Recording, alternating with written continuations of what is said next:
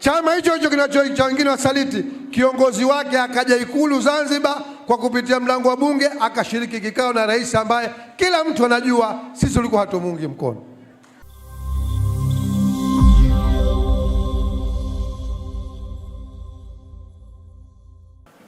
Ndugu mgeni rasmi wa maadhimisho haya ya siku ya kimataifa ya vijana, kiongozi wa chama ndugu Dorothy Semu, ndugu makamu mwenyekiti wa chama chetu upande wa Tanzania Bara ndugu yangu Ishaka Mchinjita, mwenyekiti wa ngome ya vijana ACT Wazalendo Taifa ndugu Abdul Nondo ambaye ndiye mwenyeji wetu hapa, katibu mkuu wa chama, viongozi wengine wote wa chama na wa ngome na washiriki wa kongamano hili. Naomba nianze kwa kumshukuru Mwenyezi Mungu kwa kutujalia siku hii ya leo kuweza kukutana hapa tukiwa wazima na tukiwa na furaha tele. Tunamshukuru sana Mwenyezi Mungu kwa hilo. Pili, ni washukuru ngome ya vijana kwa kunialika na mimi kuja kujumuika na nyinyi katika shughuli hii. Naamini shughuli ya kuwashukuru nyinyi ataifanya mwenyeji wetu mwenyewe Nondo. Mimi nimeambiwa nitoe salamu, na najua kwa jinsi hali zilivyo ngumu, kila mmoja angependa tumalize mapema ili tukapate kuendelea na shughuli za kutafuta riziki baada ya serikali ya Chama cha Mapinduzi kutuweka katika hali ngumu sana kwa bakora za umaskini wa kutakiwa na CCM. Sasa ndugu zangu au vijana wangu, mimi nilikuwa na machache ya kuzungumza. Kuna mengine nimelazimika nitasema kwa sababu yameletwa maswali kwetu ACT Wazalendo kupitia wasilisho lilofanywa na ndugu Maduhu. La kwanza nilitaka kuambia nyinyi vijana katika salamu zangu kwamba taifa hili ni lenu, na maisha tunayoyazungumzia tunapodai katiba mpya ni maisha yenu zaidi kuliko sisi. Mimi wakati fulani nilikuwa kama nyinyi. Wakati wa mapambano ya kudai demokrasia ya vyama vingi nchi hii yameshika kasi. Vuguvugu lake lilianza kwa nguvu mwaka 1989. Mimi na miaka 18 na tayari nilikuwa mstari wa mbele wa mapambano. Mwaka 91 ilipoundwa tume ya Nyalali kuchukua maoni ya Watanzania wakati ule, mimi na umri wa miaka 20 nimesimama hadharani nikazungumza kwa sauti yenye nguvu kudai mabadiliko katika nchi hii. Na nikwambieni, ilikuwa ndio mara yangu ya mwanzo kuzungumza hadharani kwenye shughuli kama hizi. Tena wakati huo ni mwanafunzi wa kidato cha 6.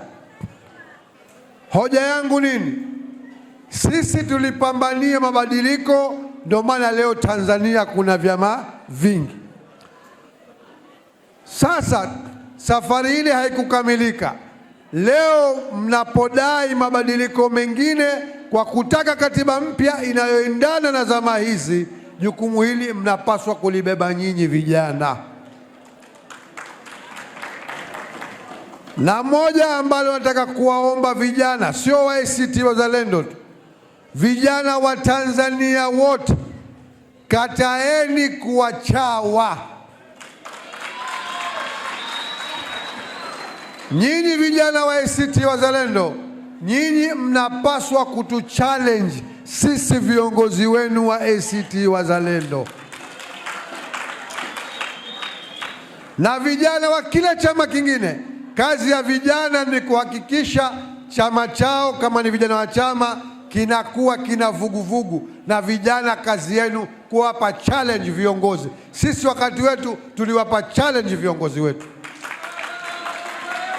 Sasa leo tumekaa hapa, nyinyi ni jukumu lenu kutupa changamoto, kutuchallenge sisi, na kama taifa zima ni jukumu lenu kuwachagiza viongozi wa nchi.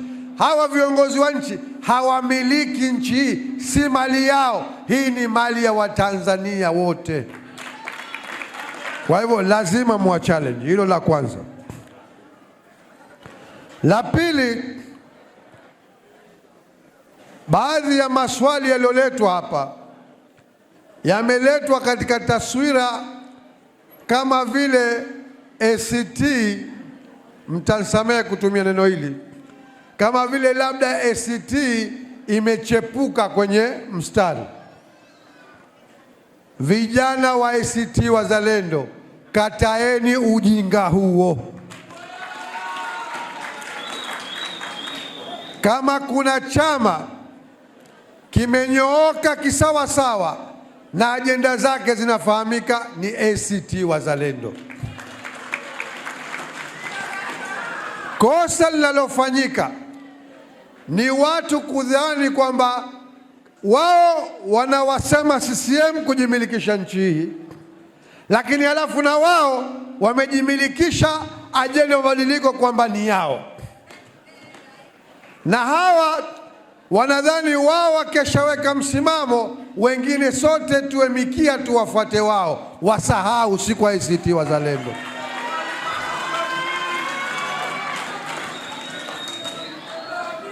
Nchi hii ni ya vyama vingi.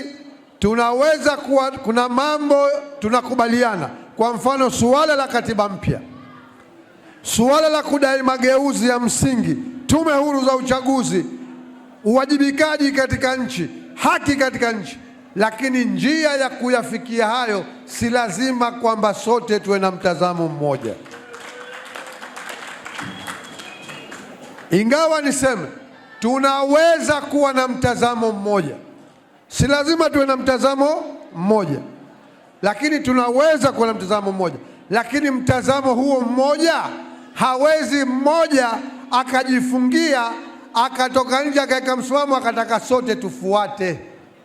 Kama tunataka msimamo mmoja, maana yake tuitane sote, tujadiliane, tukubaliane huo mtazamo na njia ya kupita moja. Hapo itakuwa ndio njia yetu sote. Kwa hivyo vijana wa ACT Wazalendo, kataeni hoja kwamba ati sisi na nyinyi ACT Wazalendo vijana wetu tupimwe kwa msimamo wa wengine. Hapana.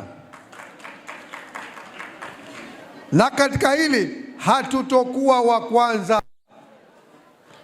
Ndugu zangu, mara nyingi kuna watu fulani wamejivisha mamlaka ya kuitafsiri ACT Wazalendo, lakini ACT Wazalendo ndio chama kijana zaidi, kwa sababu kimesajiliwa mwaka 2014.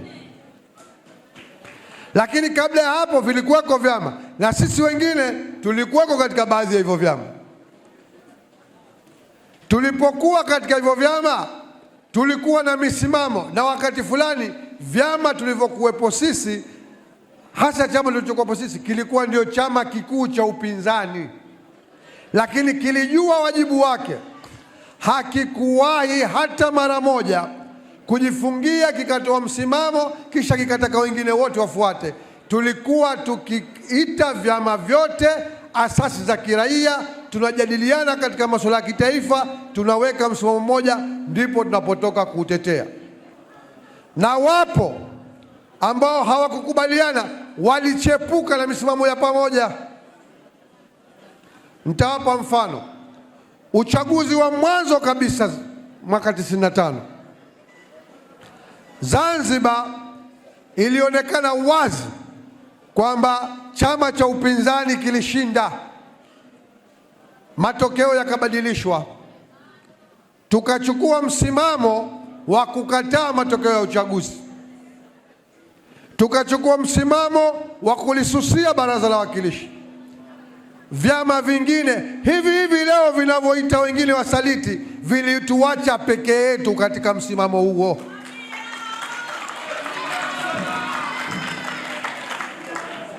Mwaka 2000 tukenda katika uchaguzi mwingine, yakafanyika yaliyofanyika Zanzibar, tukaitisha maandamano 2001, tuliachiwa maandamano peke yetu. Hawa wanaoita leo wengine wasaliti hawakutoa hata kauli kuunga mkono maandamano tuliyoitisha.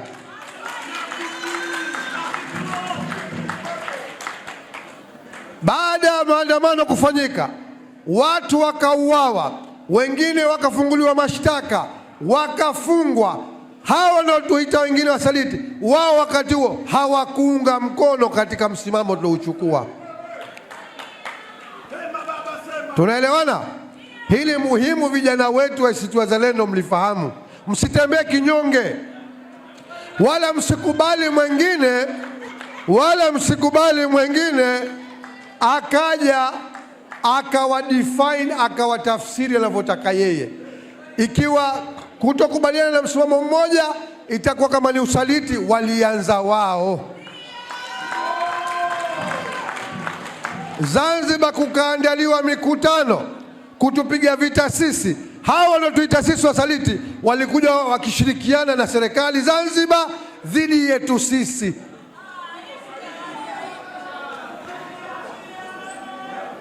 Hadithi refu tuifupishe kwa sababu ya muda. Hata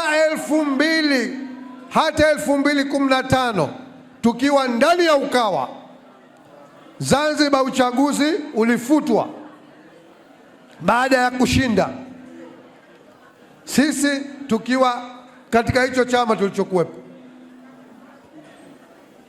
Ni sawa, siku ya kuzinduliwa bunge ilikuwa kupiga meza kwa nguvu sana kusapoti yaliyotokea, msimamo tuliouchukua. Lakini baada ya pale, msimamo uliofuata tukaachiwa peke yetu. Sisi tulitangaza kwamba uchaguzi wa marudio hatutoshiriki na kwamba serikali iliyochaguliwa hatuikubali Zanzibar. Chama hicho hicho kinachoita wengine wasaliti, kiongozi wake akaja Ikulu Zanzibar kwa kupitia mlango wa bunge, akashiriki kikao na rais ambaye kila mtu anajua sisi tulikuwa hatumuungi mkono. Kwa hivyo ndugu zangu, hoja yangu nini? Ikiwa kuna kipindi tulisusia bunge na baraza la wawakilishi, wao wakawa wanaendelea kushiriki vikao vya bunge. Sasa hoja, nataka nimalize nukta ya pili. Isiwe leo kwamba ati wengine kuwa na msimamo tofauti ikawa ati ni usaliti. Kama ni usaliti, wao wana rekodi ya usaliti kuliko mwingine yoyote katika nchi. Ikiwa kwenda kinyume na msimamo wa haki wa wengine, wao ndio walimu wa usaliti katika nchi hii. Hilo muhimu mulikamate vijana. Msikubali kuletewa unyonge kwa kuambiwa ati mfuate misimamo. Kama misimamo ya pamoja, lazima tukae pamoja, tuitengeneze kwa pamoja. Sio wewe ujifungie mlango uweke msimamo wako ukataka wengine wafuate. Sio sisi ACT Wazalendo. Naomba nimalizie nukta hiyo hapa. Nukta ya tatu, salamu ya tatu. Pamezungumzwa na hili muhimu sana, hasa huku upande wa bara kulifahamu. Hata hapa lilivyozungumzwa, bado unaona watu tena, wengine ungetegemea kwa taaluma na taasisi zao, ungetegemea wafanye utafiti, waelewe kwa kina kilichotokea Zanzibar. Na haya mambo ndugu zangu si siri. Baada ya kusaini tamko la pamoja Zanzibar, mwenyekiti wetu Mheshimiwa Othman Masoud Othman na mimi tulifanya ziara kote, tukazungumza na viongozi wetu, tena ikawekwa live mpaka leo, ukenda YouTube zipo, kufafanua makubaliano ya Zanzibar. Kuna mtu anasema kwamba na katuhoji, tunamjibu sasa kwamba ati tumekubaliana kwenda kuanza mazungumzo. Hatujakubaliana kwenda kuanza mazungumzo sisi. Mazungumzo yanayokwenda kufanyika ni ya utekelezaji, lakini nukta 7 zimekubaliwa, na katika hizo 7 nukta 1 ina vitoto 10. Leo ikiwa bara kunazungumzwa katiba mpya, katika makubaliano ya Zanzibar ni pamoja na kuandika upya katiba ya Zanzibar. Ikiwa kunazungumzwa tume huru, katika makubaliano ya Zanzibar kunazungumzwa mageuzi ya mfumo wote wa uchaguzi, ikiwemo tume ya uchaguzi yenyewe. Makubaliano ya Zanzibar yanahusu kurekebisha mahakama, kurekebisha utumishi wa umma, kurekebisha vyombo vya ulinzi, kurekebisha serikali za mitaa na mengi. Kwa hivyo mimi niwaombe, ajabu hao wanaodai katiba mpya, si tumeipambania katiba mpya Zanzibar, hawajishughulishi kutambua wala kukubali hilo. Wamo kutoa maneno ya ovyo bila kujiridhisha. Kama ni safari ya kudai katiba mpya Jamhuri ya Muungano wa Tanzania, kama ni kupata tume mpya huru ya uchaguzi Tanzania, tayari ACT Wazalendo imeanza kwa kutandika barabara upande wa Zanzibar. Ndio maana nikasema msikubali kutembea kwa unyonge. Sasa ndugu zangu, nimalizie kwa nukta moja ya mwisho. Niwaombe mwenyekiti, hapa katika kuwasilishwa mada, sababu ndio kubwa lilotuleta hapa, pamezungumzwa mtandao wa tetezi wa haki za binadamu chini ya Onesmo amekuambia baadaye kama utawasomea, wamependekeza hatua 10. Amekuja Maduhu kazungumza mapendekezo kwa mtazamo wake, na katika hilo akazungumza kwa kuwahoji kwamba je, serikali ya CCM iko tayari?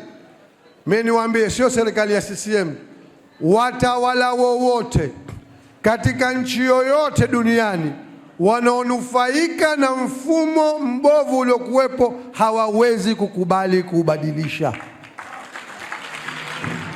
Kwa hivyo wala si ajabu wala si kioja kwamba na Tanzania iko hivyo. Ni wajibu wetu sisi kuidai na kuipambania, na nakwambieni tukifanya kazi inayopaswa, na nyinyi vijana mko mstari wa mbele, CCM wataitema, katiba mpya itapatikana nchi hii. Sasa katika maazimio nilikuwa nasema tukitegemea vyama vya siasa kwamba sisi, kwa sababu vyama vya siasa vinapigania jambo kubwa, kila mmoja kinapigania chenyewe kushika madaraka, maslahi ni makubwa sana, si rahisi kukubaliana. Huu mchakato hata wa kuidai serikali ya CCM itupe ramani, roadmap ya kupita kufikia katiba mpya, hatupaswi kuangoja mpaka watupe wao. Lakini pia ikiwa kile chama cha siasa kitakuja na mapendekezo yake, hatufiki. Hata Kenya kulikuwa na kitu kinaitwa ufungamano, chini ya Ufungamano House. Walioongoza prosesi ile walikuwa viongozi wa kidini.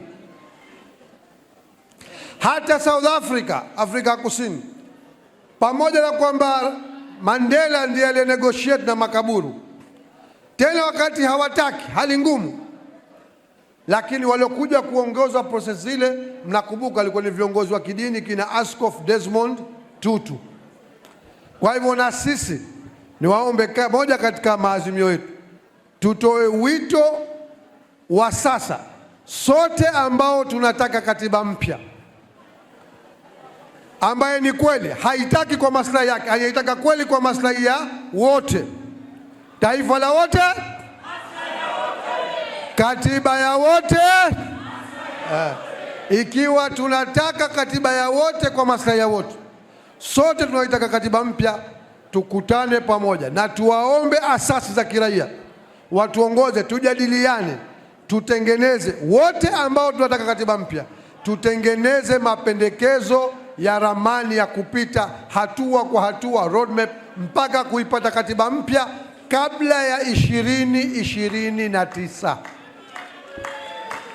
ili tunapokwenda katika uchaguzi wa serikali za mitaa, tunapokwenda na katika uchaguzi wa mkuu 2030, tuhakikishe kwamba tayari nchi yetu imepata katiba mpya, imepata tume huru ya uchaguzi, imeshatengeneza taasisi zote mpya huru za kuipeleka nchi panapostahiki, ambapo ni kuwarejeshea Watanzania haki yao ya kuchagua viongozi wanaowataka. Vijana wa ACT Wazalendo, mko tayari kuongoza hilo? Mko tayari kuunga mkono hilo? Tuko pamoja. Zanzibar tumeshaonyesha njia. Asante.